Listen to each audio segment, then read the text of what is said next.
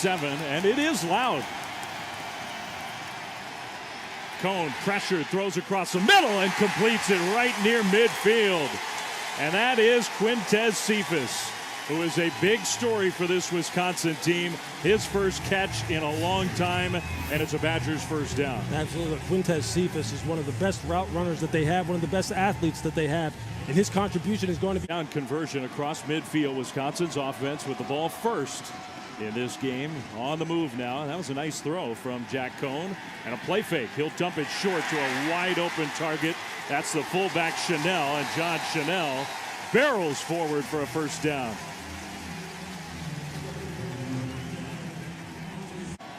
That was a positive play. 1st and 10. Jonathan Taylor in the backfield is going to get the ball again. And Jonathan Taylor out into the open. There he goes. The first touchdown of the year for number 23.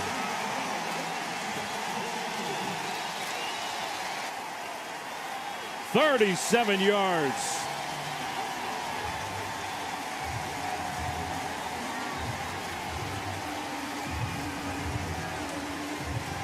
We're seeing a common theme show up already. We've already talked about the fact that Cole Van Lanen, the left side of this offensive line, is where Wisconsin is going to want to live tonight. And how many times have you seen them trying? They were poking and prodding the left side of the offensive line, and he finally breaks one. Exactly what South Florida couldn't afford to have happen. That was an impressive first drive of the year. 8 plays, 70. I think they would like to do a little more of it.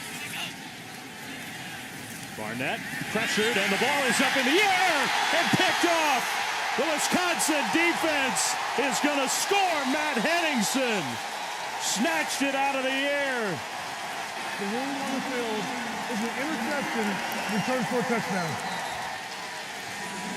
Whether it's an interception or a fumble, it's a touchdown, Badgers. That's this tremendous get up on the outside by Zach Bowen. Again, beating Billy Atterbury, the former starting right guard, moved out to left tackle for this season. And that was the matchup that the Wisconsin Badgers were hoping they could exploit. Bond is a stud. He's a guy who has speed, who has... 2nd and 4. A play fake and a receiver wide open. Cone delivers the ball. That's Kendrick Pryor's been active in the first half. First down and much more inside the 40, close to the 35. I mean, that's what South Florida badly needs. Some kind of big play. Taylor's going to get the ball in the passing game, and there's the speed. Cutting it upfield, out into the open. Taylor, touchdown. All he needs is a little room. And this is what they talk about, getting him involved in the passing game on 1st and 2nd down, and not necessarily just on 3rd down, which is where you always expect teams to throw the football, especially in 3rd and medium situations. Just get him the ball out in the flat and let him do his thing. And there, we just talked about the fact that Mike Hampton needed to come up with that interception. Now you see what happens. You don't turn the ball over, give your offense a shot. Now you let Jonathan Taylor get out there on the perimeter one-on-one against your perimeter players, and it's over. Gave him a gain, not much, but maybe a half a yard. Barnett throws again, and that one tipped up and intercepted on the deflection. Another turnover. Wisconsin comes up with the ball. Eric Burrell, the junior safety, and that one was easy. Look, it's starting to rain here at Raymond James Stadium. The ball's a little bit slick. Wisconsin knows that you have to throw the football. You're down 3 scores. The defensive backs are playing with a lot of confidence. This is just not setting up well for Blake Barnett, and it's really not his fault. Taylor has room to work. That's where they get themselves in trouble. Well, what did we say? They had 18 negative rush plays all of last year in 13 games. They've got 3 in the first half of this game. That's a nice delivery, but the ball's on the turf and scooped up by South Florida. I think whistled out of bounds. So the play is dead. KJ Sales came up with the ball. It was Jake Ferguson, the tight end, who had it. Patrick Macon, the middle linebacker, put the hit on to strip the ball away. I'm sure Wisconsin is wondering, was it a catch? Did he have it? Was it a fumble? But I think it was. Yeah, Macon continuing to show up here as far as making plays on the ball. This is a nice, easy throw. You know, weather is starting to play a factor. You see that Ferguson has the ball in his left hand and that injured hand, and maybe he can't secure the ball the way he normally would, but that's a great fundamental tackle. This is the kind of break that South Florida needed. Now they have good field position. Now they got the running backs.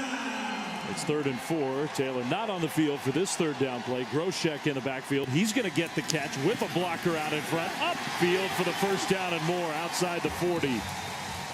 Well, Logan Bruss, the big right tackle, held his block and made it pretty. Seconds on the clock.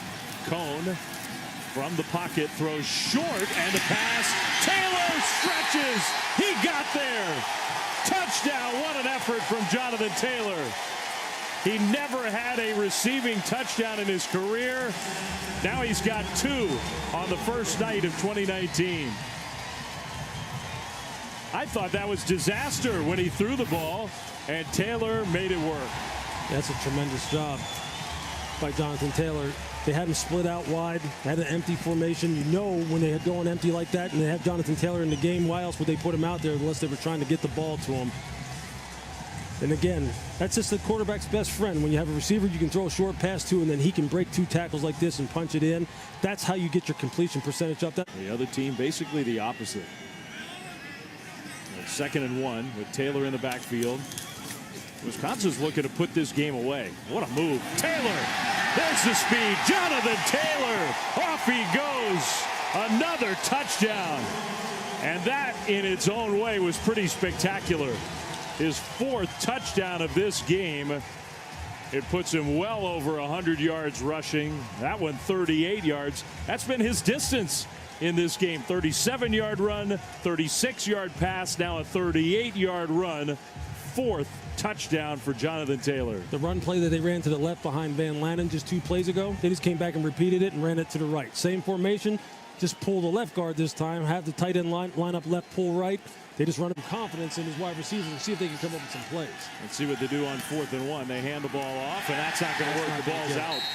He wasn't going to get there anyway. The ball got poked out. And this Badgers defense looks like a different unit. I know USF is a new system. They're struggling. They're making mistakes. But Wisconsin's playing some D tonight.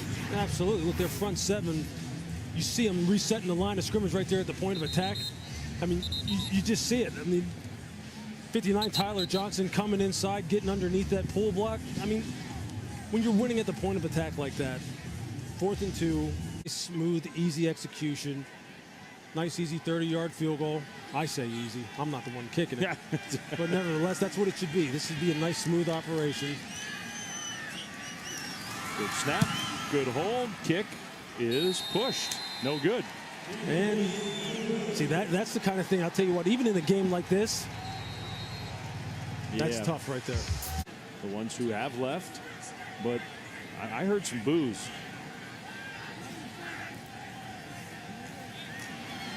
And they're going to fake the punt and try to get there. That did not end well. Mike Mascalunas came over and basically just clotheslined the punter. That wasn't Trent Schneider. That was Spencer Schrader. Look, if you're going to give your team a chance to go for it. The runner was short of the line of the game. 1st down, Wisconsin. Just keep your offense on. Exactly. Let your best ball carriers, the guys who are used to running the football, taking hits, let them take a shot at it. Let Kerwin continue to work his offensive system, because you still have a lot of. But I think it is still a valid question for this team. As good as they have looked overall, they got a chance to be a great team this year. Watson breaks one for a touchdown.